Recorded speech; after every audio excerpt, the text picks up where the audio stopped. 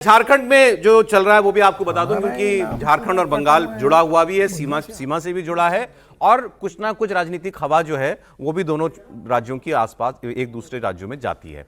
आज से वहां पर विधानसभा का शीतकालीन सत्र शुरू हो रहा है, शुक्रवार से हो रहा है इनफैक्ट कल से, और उससे एक दिन पहले दोपहर 1 बजे स्पीकर ने सर्वदलीय बैठक बुलाई है। इस बैठक में मुख्यमंत्री हेमंत सोरेन के साथ नेता प्रतिपक्ष बाबूलाल मरांडी, कांग्रेस विधायक दल के नेता प्रदीप यादव और आरजेडी के विधायक ये सब शामिल होंगे। और झारखंड हाईकोर्ट ने मुख्यमंत्री हेमंत सोरेन को उस भूमि घोटाले से संबंधित ईडी के केस में एक बड़ी राहत भी दे दी है, जिसमें वो जेल गए थे।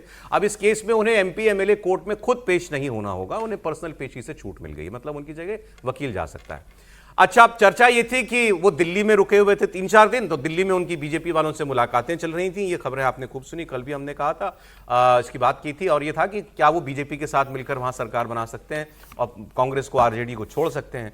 तो ऊपर से देखें तो बीजेपी भी इस खबर को से डिनाई कर रही है और जेएमएम भी इससे इनकार कर रही है, लेकिन इसमें कोई शक नहीं है कि यह बातचीत हो रही है। ये मैं आपको खबर दे रहा हूं कि यह बातचीत हो रही है, इसमें कहीं कोई संदेह नहीं है। किस स्तर पर हो रही है, कोई बड़े नेता से मुलाकात हुई, वो बिल्कुल निटी ग्रिटी की हम नहीं जा रहे हैं, लेकिन वो इन संभावनाओं को तलाश रहे हैं। दोनों ही पार्टियां इस संभावना के बारे में बात कर रहे हैं, क्या हम लोग एक साथ आ सकते हैं।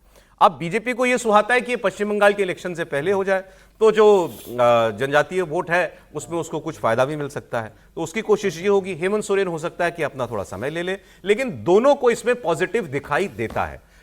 हेमंत सोरेन को फंड्स चाहिए अपनी स्कीमों के लिए, केंद्र की मदद उनको उसकी बहुत जरूरी है, और बीजेपी को लगता है कि अपने दम पर हम क्या अगले चुनाव में भी अपना मुख्यमंत्री बना पाएंगे। अभी तो 4 साल बचे हैं, क्यों नहीं एक सरकार हम ऑपोजिशन से ले भी लेंगे और अब उसमें हम साझेदार भी हो जाएंगे। ये सब जब हो रहा था तो कल कांग्रेस पार्टी एक्टिव हुई और केसी वेणुगोपाल जो उनके संगठन महामंत्री हैं, उन्होंने एक पोस्ट किया एक्स पर और उन्होंने लिखा कि मेरी खुद हेमंत सोरेन से बात हुई है और ये सारी खबरें जो हैं बिल्कुल अफवाह हैं, ये बीजेपी समर्थक वर्ग जो है इन खबरों को उड़ा रहा है, हवा दे रहा है, ऐसा कुछ नहीं है। हेमंत जी ने मुझे भरोसा दिलाया है और वो अपोजिशन के साथ बने रहेंगे, हमारी सरकार को कोई खतरा नहीं है। पहली बात तो कांग्रेस को रिएक्ट करना पड़ा। अब पता नहीं कितने दिनों के बाद तो केसी वेणुगोपाल जी ने हेमंत जी को फोन लगाया होगा। अभी लगाया होता बिहार के चुनाव में तो नाराज ही नहीं होते वो। खबर ये थी कि बिहार के चुनाव में राहुल गांधी से बात करना चाहते थे हेमंत सोरेन की, जब उनको 2 सीटें भी नहीं दी जा रही थी, लेकिन बात नहीं हो पाई थी उनकी राहुल गांधी से। एनीवे, अब इसमें कोई संदेह नहीं कि वो ये हो ना हो, लेकिन बात हो रही है बीजेपी के साथ उनके। सर, आप कल नहीं थे चर्चा में, आपके पास क्या खबर है? नहीं, देखिए, वो लंबे समय से आ रहे हैं।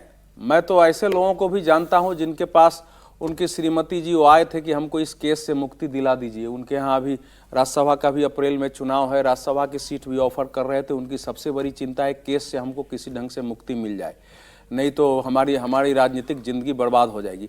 वो मिले हैं, उनके पिताजी की मृत्यु के बाद राजनाथ सिंह जी वहाँ गए थे और गले मिले थे, उनके पारिवारिक संबंध है तो आके वो मिल रहे हैं। लेकिन केसी वेणुगोपाल की हैसियत क्या है? केसी वेणुगोपाल बिहार में क्यों नहीं मना लिया? हेमंत सोरेन क्यों नहीं खंडन कर रहे हैं? क्योंकि हेमंत सोरेन भी अपनी पॉलिटिक्स कर रहे हैं, लेकिन वहां की जो इनकी बातचीत हो रही है, ये चाह भी रहे हैं कि गठबंधन हो जाए, लेकिन क्या बीजेपी नेतृत्व भी चाह रही है? आपने तो विश्लेषण कर दिया है, लेकिन भारतीय जनता पार्टी में इसको लेकर के बहुत मतलब रिजर्वेशन है कि हमारा उनका कई खासकर जो संथाल परगना वो वोट है, दोनों एक है। हमने भ्रष्टाचार के विरुद्ध उससे लड़ाई लड़ी है, लंबे समय से हमारी लड़ाई रही है। हम इस समय सरकार में जाके उनके साथ क्या करेंगे, तो वो उसमें वो समस्या वहां आ रही है, वो उसके अलावा है। लेकिन मिल रहे हैं ये, लेकिन मिलने के पीछे देखिए झारखंड की वित्तीय स्थिति इस समय बहुत खराब है।